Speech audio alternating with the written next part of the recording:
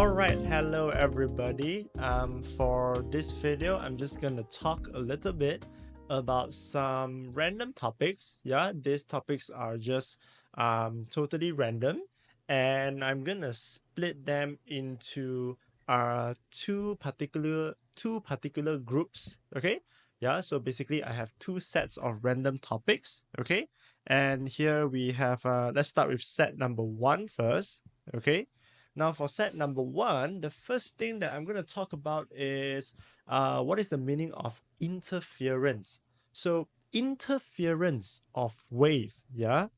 If they ask you what is the meaning of interference, now you got to use this word. This word is the superposition. Superposition. What does that mean? It means that wave can add together. So like up and up can become up, up. Down and down can become down, down. Okay? So this is the keyword. The superposition of two or more waves from a coherent source. Okay?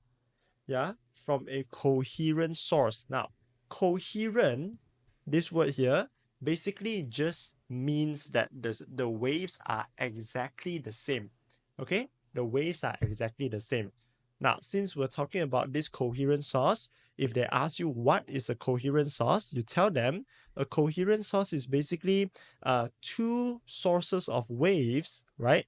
Whereby they have the same wavelength, okay, same wavelength, and are in phase. In phase means they happen at the same time. Okay, yeah, they happen at the same time. So what is the purpose of using coherent sources? Is to make sure that you have two waves that are exactly the same. It's to make sure you have two waves that are in phase. That is the purpose of this coherent source. Okay, so that you can get a perfect interference pattern. Yeah, you want a perfect interference pattern. Okay. Okay, the next thing that I want to talk about is Newton's universal law. Newton's universal law of gravitation. Okay, now this law of gravitation states what? It states that the gravitational force between two bodies, okay, gravitational force between two bodies, any two bodies in the universe, right? The force is directly proportional to product of masses of the two bodies. Okay, meaning you take their two mass and you multiply them together. Okay, and inversely proportional to the square of distance between their centers. Okay, so there are actually three parts, right? So the first part is you're going to mention that there is a gravitational force between two bodies. That's the first part. Okay, the second part is you're going to mention it is directly proportional to what? Directly proportional to the products of the masses. And the third part is it is inversely proportional. Inversely proportional to what? Inversely proportional to the square between the centers, square of the distance between the centers. So when you write it into a formula, it becomes F equals to G m1 m2 over r squared. Now, the most important thing here is to remember this r, okay, this r has to be the distance between the center. If let's say you have Earth and you have a satellite, you cannot use the height of the satellite. No. You have to use the height and you have to add on to that the radius of Earth, let's say. Okay, the radius plus height. Because you want this whole distance to be your r. Okay, then only you can square it. G is a gravitational constant. It's a fixed number. It's always given one. And m1, m2 will be the mass of this thing and the mass of the second thing. Okay? Okay, the next thing I want to talk about is the definition of radioactive decay. What is radioactive decay? Now, certain nucleus, they are actually unstable because they are too heavy. They have too many things in their nucleus. Okay, so what they have to do, right, is they have to release certain things. They have to release radiation in order to become more stable. Okay, so it is a process where unstable nucleus. It is a process where unstable nucleus becomes more stable, by emitting. Emitting means it releases, okay? Emitting radioactive radiation. Okay, radioactive radiation, meaning your alpha, beta, and gamma. All right, so make sure you have unstable, you tell them. And how do they become stable? By emitting radioactive radiation. Okay, that's how they become stable.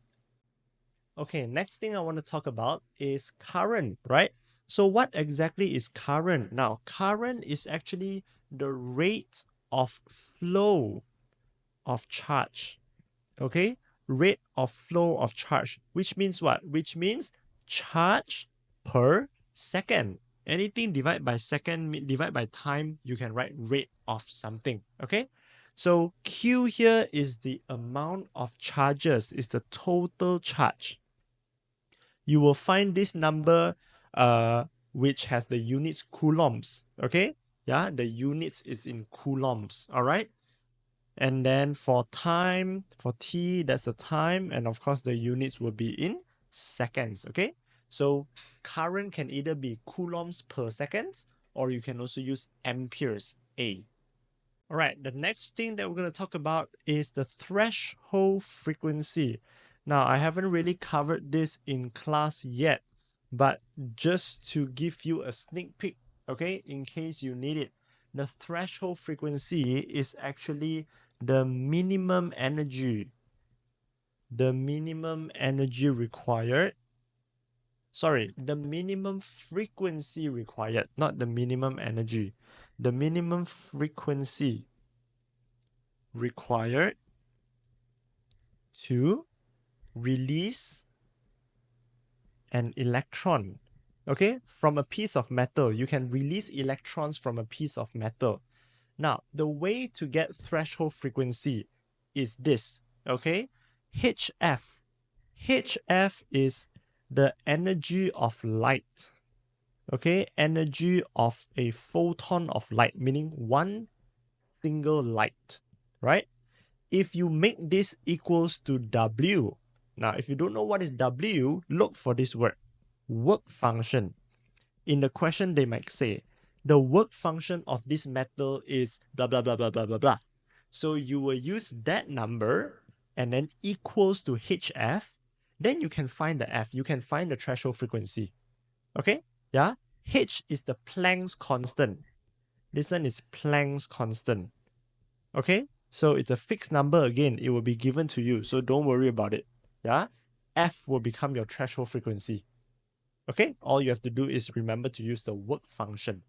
All right, the next thing, let's talk about Bernoulli's principle.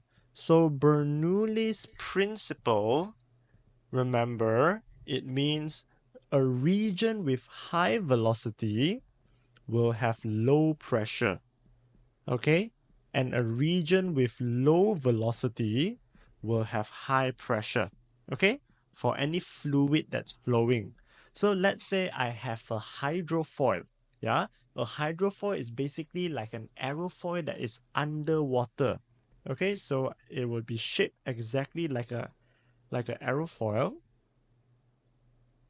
Okay, and then you can see the top part, since it is longer, it will actually have a higher velocity, right? And so it will have a lower pressure. The bottom part will have a lower velocity and will have a higher pressure. So you tell them these things, and then you say the difference in pressure